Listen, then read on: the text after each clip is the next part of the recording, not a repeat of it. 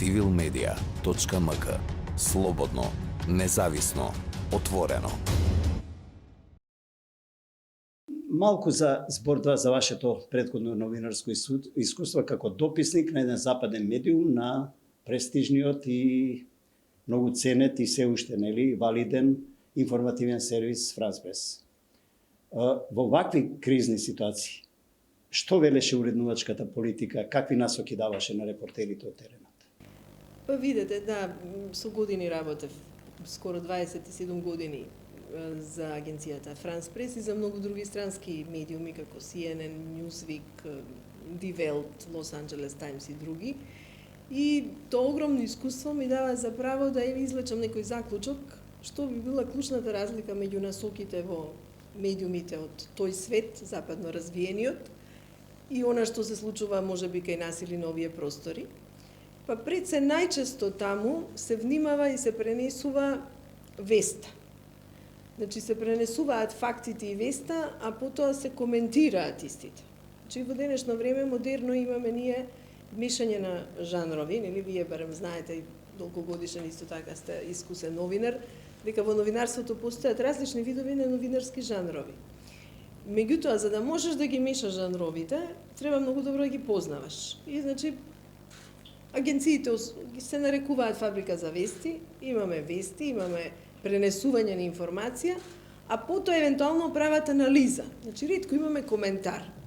Она што го имам и во вакви ситуации, да кажам, обично и нема некои посебни насоки од уредништвото, но некако имам чувство дека новинарите се повеќе, не само кај нас, туку секаде во светот, знаат што на уредништвото би му се допаднало или не би му се допаднало и не би поминало, па самите си применуваат некој вид, условно речено, автоцензура и така се однесуваат и така се определуваат. На темата, условно да речем под прашањето, како уредниците па им веруваат на репортерите од терен?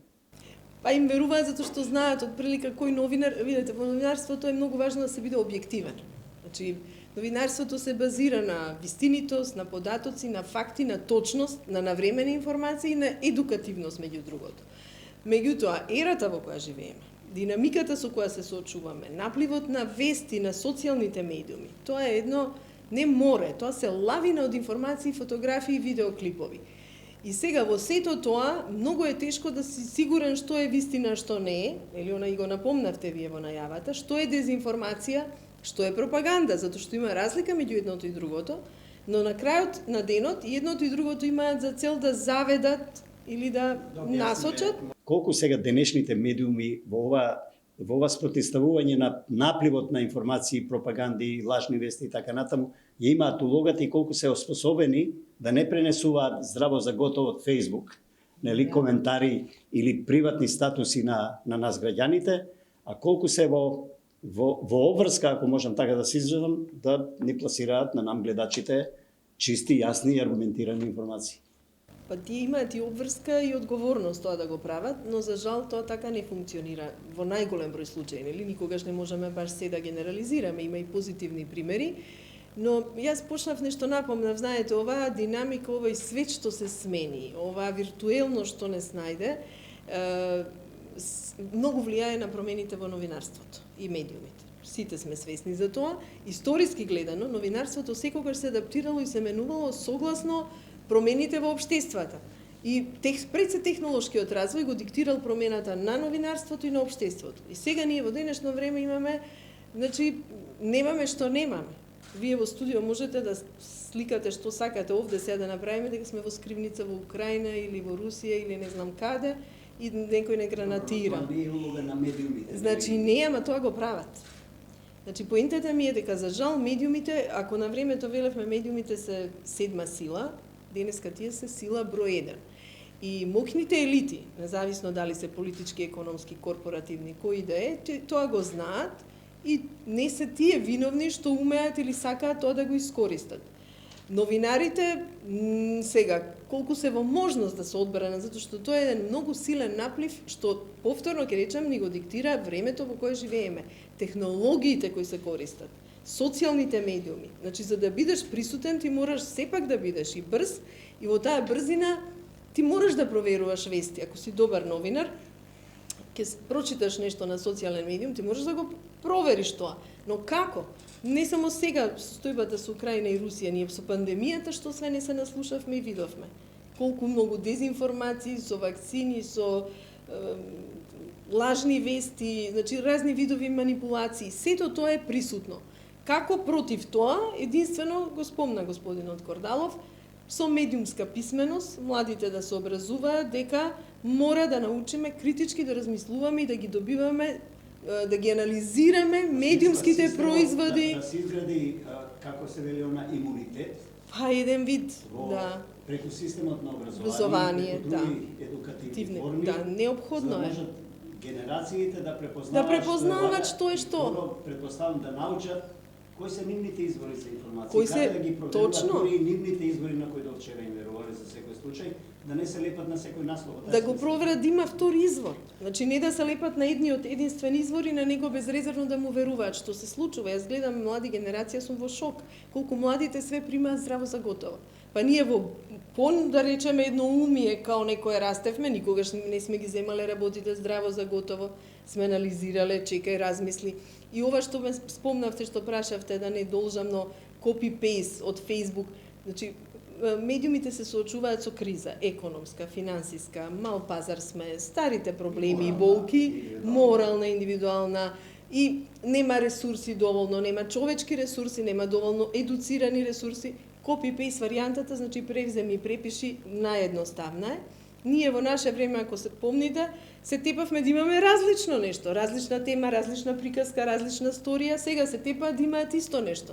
Еј, ти ние немаме ова, сите другите имаат брзо копи-пейст. Никој нема прашање, еден новинар ги држи микрофоните. Дали е тоа новинарство?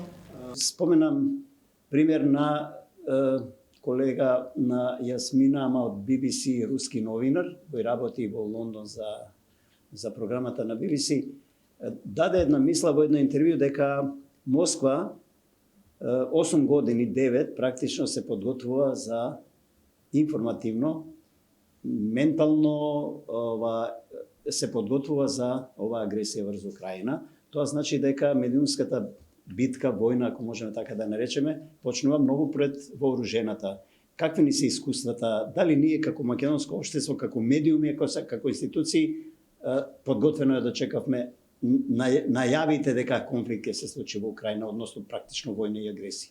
Мислам дека ние како општество не ја дочекавме подготвено, затоа што мислам дека не знам и колку ги следиме ние глобалните политики или колку ете пак ќе речам има фокусирани на времето, имаше, сега се помалку, нели, ние следиме се глобално, ама де факто многу сме локално фокусирани, што по мене не е секогаш добро. Оти глобалните приказки влијаат и на нас. И треба да имаш некаква поставеност кон се што се случува во светот. Ова не е мала работа, ова се навистина големи историски промени кои може да се случат, нели? Како ќе бидат, никој не може Проблем да знае. е што нашите редакции немаат дописници. Тоа е проблем, да, не се Кристина виновни Атовска, новинарите. Од брифинг од Така Словен е. печат во 2 наврата, веројатно, Да. само таа единствената и уште некој ми се чини Точно, од немаме, ние колегите. немаме од регионот и мислам дека прво е проблем што ние имаме недостаток на информации. Ние реално верувам дека сигурно држави како Русија и другиот тој тип, нели, големи сили, тие ништо не прават од денес за утре. Тоа таму се подготвува, тоа се стратегии, па меѓу другото и медиумски стратегии, И односно многу е важно комуникацијски Миронски сега да ни објасни стратегии. дека како ние граѓаните еве да се подпреме на кои информации да знаеме што точно се случува во Украина. Јас Па не како можеме, затоа само што- како пример ќе споменам, мислам дека е карактеристичен последниве вести околу евакуацијата од Чевричарницата во во Мариупол. Има 2 термина кои се многу различни, дали се заробени или се предале. Ние немаме информација што е, а се претпоставам од суштинско, политичко, ако сакате, стратегиско, значи што таму се случило на терен. Точно е, исклучително Или важно дипломатско, и ако сакате, многу може да говориле важен, нешто. многу важен центар е. Сакам да кажам, вие имате искуство и од кризни ситуации. Како од терен, вие кој термин би го употребил? мора да сте на терен. Од кој извор ќе добиете и на терен? Нели? Мора да сте на терен. Значи тоа е клучниот проблем. Ние немаме Зборуваме за моќните, поголемите медиуми, Значи, нашите македонски. пазете, ние во моментот немаме извор од терен. Ние имаме извори нешто што сервира Москва и многу нешто што сервира Вашингтон или Европска унија. Ние немаме релевантни податоци од терен. Кому да верувате? Значи, мора да правите сами анализи, ама па не знам колку ќе се Толку веродостојни. години вие лично работевте за западни медиуми. Да, и известував од воени состојби. Да, од комплицирани. Од комплицирани Затоа сте ни тука Ама бев на во терен. студиото на Цивил. Но сакам да ви прашам, кому и како новинар, па еве и сега како професор, вие како граѓанин верувате на источните или на западните, условно да речем, извори на Па информација? искрено не верувам никому, затоа што јас сакам да ги проверам информациите. Значи јас ги земам со резерва и едните и другите. Затоа што пазете, знаете, во новинарството златно правило, секогаш мора да ја слушнете и втората страна.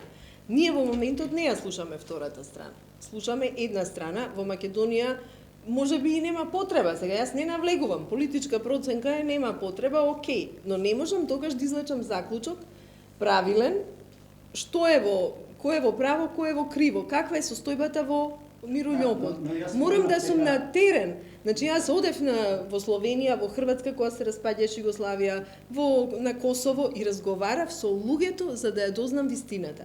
Јас сега од извештаите што ги гледам, не сум сигурна дека новинарите што се таму на терен тоа го прават. Имам чувство дека тие разговараат, ги пренесуваат медиумите на одредените, значи на Украина или на Русија. Но има една работа што е мене како Да. со искуство да речем новина, малку ме делува збунувачки, а тоа е вие добивате информација дека не знам околу број на жртви, дали биле 2000 од едната, од другите викаат 5000.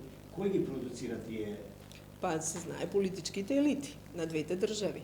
Мислам, тука нема дилема. И новинарите ги пренесуваат, само знаете како оди. Во воена состојба, значи тоа е воено известување. Дури на времето, еве да направиме споредба, кај нас кога имаше конфликт 2001, не собра председателот на државата, сите што бевме порелевантни во тој момент известувачи за домашни или странски медиуми, и ти се договараш, и тука тоа не е ни авторитарно, ни наредба, таква е состојбата, Политиката војна. на државата. Па мораш да ја следиш, и тоа е, пазете, има разлика помеѓу воено известување и кризно известување.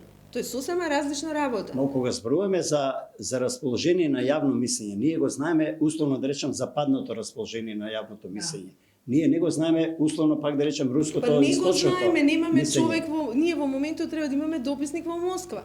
Што ќе оди на улица, ќе разговара со луѓето, ако не интересира и ако имаме политички интерес како држава. Ако немаме, бидејќи па немам впечаток дека нешто нели некој голем интерес во моментот се покажува дека имаме, значи тогаш може би е и легитимно. Но ако ние навистина сакаме да имаме сериозни анализи што се случува во Русија и да бидеме запознаени со целата ситуација таму, ние треба да имаме луѓе на терен, на улица. Предпоставката е дека во моментот Киев добива на пропагандната страна, мислам во светот на пропагандата, бидејќи А пред се и заради ова што Кордало сега го зборуваше, сме или за демократија или сме за Па некој не, вид туку на затоа што недемократија едноставно- што истокот повеќе е него. Па дури не би толку ни мешала демократија, не демократија, туку едноставно начинот на кој ги пакуваат и ги пласираат вестите и начинот на кој е присутен председателот Зеленски, начинот на кој ги праќаат пораките. Значи тие знаат и умеат или научиле или ги научиле, не навлегувам, што сака светот да чуе, што Москва по мене не го научила. И мислам дека тука се Ова Евровизија порака е за Москва на некој начин победата. Ја не велам може вреди, не ја следев. Па не мислам дека тоа мелодијата, но може ли да се заклучи дека ете и порака, демек ние Се сме е обединети порака. за демократија, Да. што е ли Кордало? се е порака.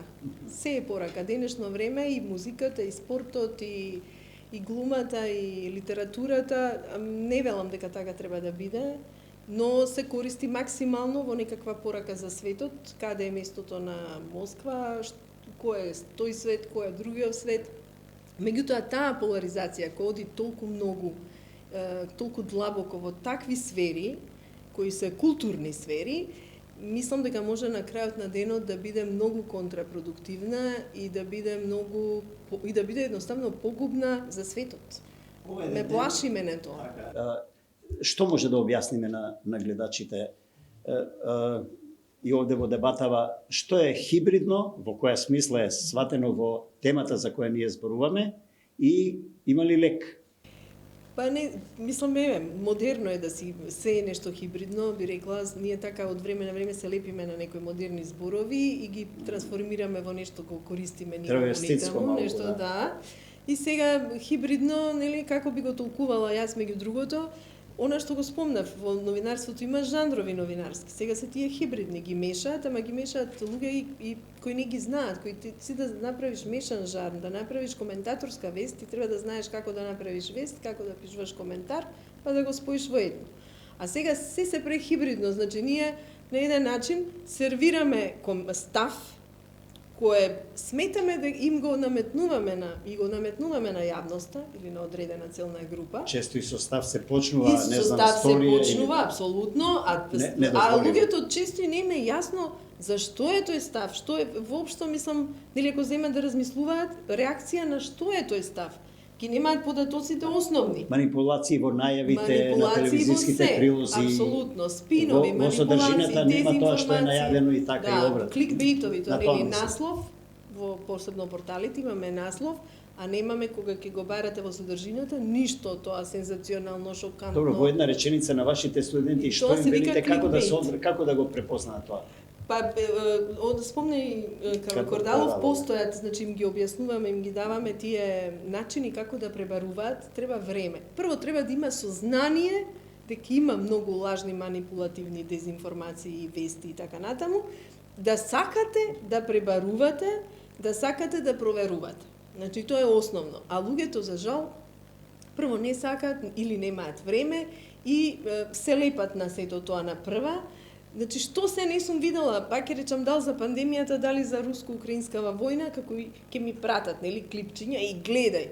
Читам, чекај кој ќе, значи, ние што сме искусни, па на прво некогаш, што е заре можно ова нормални или ужас, и после гледаш, таа е ова лажна вест. Или стар датум, или стар нешто направиле манипулација, пуштиле слика, имав скоро гледав и покажував на студентите, експлозија за Украина беше во нуклеарката, не Чернобилова, а другата на името Запорожје, точно. Благодарам. И тоа сега како експлодирала, па вие дали сте свесни каква штета тоа може и каква паника меѓу луѓето? Ке соберат ранците што ги чуваат со ама тоа е страшно. Ке бегаат, пазете, ке бегаат, ке налетаат на непријателски огин, ке загинат од глупост. Тоа се многу опасни. Многу опасни дезинформации. Колку тие лажни вести или пропаганди генерално, па и ова што се случува сега во Украина со руската агресија, колку влијае тоа врз нашето општество како заедница, врз нашата држава воопшто, колку таа може да се справува со тоа, за да, не знам, го заштити некако општеството. Имаме ли капацитети? Или јас мислам дека имаме капацитети. Капацитети има, не би сакала да мислам дека немаме, тоа би било погубно, но колку ги користиме капацитетите, тоа е навистина проблем. Мислам дека не се користат доволно, особено неумни, паметни, образовани луѓе. Претпоставам кога велите, Јасминка, имаме капацитети, мислите на луѓе, на индивидуи. Јас прашувам дали имаме организиран систем, институции, некакви во кои тие луѓе, индивидуи, што велите се квалитетни, се ангажирани. Или тука сме на нула. Слаба, тука сме на слаба ние тука работава, затоа што сметам дека не дека не може. И пазете, луѓето ги прават и системите и државите. Него едноставно така се поставени работите, за жал тие луѓе некако со децении се потиснуваат, најголем дел, па ќе речам, никогаш не можеме баш нели 100% да ги и не треба да ги генерализираме работите, но за жал многу квалитетен кадар што се покажува затоа што и масовно се иселува од државата, заминува или тука седи притаен затоа што нема шанси да се истакне и да каже што има да каже и да помогне. Едноставно, значи, од добри намери да помогне државава да изгради еден систем кој ќе биде како што треба, кој ќе функционира, нели, и кој ќе има некакви стратегии и цели каде оди и каде се движи. Она што го кажавме, ако сме дел од НАТО, треба да знаеме да го кажеме и да го искористиме тоа. Да го искористиме моментот. Што може да извлечеме како поука во овој информативен дел? Што може да Па многу нешта може да излечеме како pouка, само не знам, мислам во смисла како да доаѓаме до вистината и до автентичната. Прво, како да доаѓаме до вистината и до второ, како да се представуваме ние во светот. Значи, треба да научиме, ние тоа не го научивме. Нити на нашите примери од минатото, од 90-те години наваму, па 2001, па 2014, ние не умееме на светот да му... Па и сега, ако сакате, проблемите со Бугарија, со Српска црква, со регионот, глобот... Да му го објасниме. Дефинитивно не умееме. Прво мислам дека не знам зошто имаме постојано некое чувство на страф, на непочитување, на што ќе кажат другите.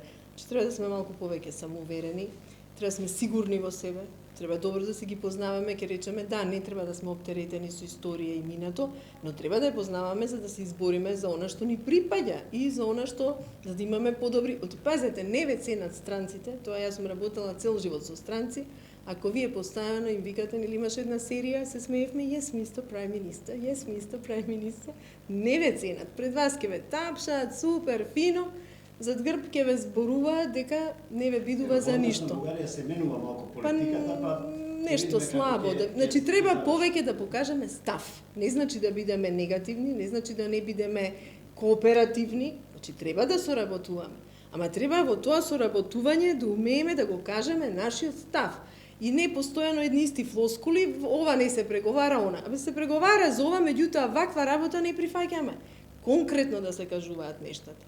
Само така може напред и само така може да сме на вистина дел од Европа. Што треба тие да направат? Можат ли, имат ли капацитет? Какви се вашиот фидбек, што се вели, вашите сознанија од активностите на невладиниот сектор воопшто во Македонија? Мислам дека ако еве да почнам јас, мислам дека има капацитет и мислам дека има и обиди, дека доста и се прават напори во таа насока. Се разбира секогаш може и подобро и повеќе. Некогаш за жал и во граѓанскиот сектор има одредени интереси кои доминираат, нели тоа е реалност. Но не би го негирала, не би ја негирала неговиот ангажман и помош, особено еве вака и во овие промоци. Да, мислам дека се поангажирани, по-желни, како да кажам, за да нели да направат нешто, да помогнат, да укажат и така натаму. Повторно имаме професионални кои работат на вистина со години како што треба, има оние кои заради некои одредени интереси или заштита на одредени бизнис или политички елити работат во спротивен правец, но не би ја маргинализирала нивната улога и сметам дека е важна и дека треба да продолжи продолжи во таа насока.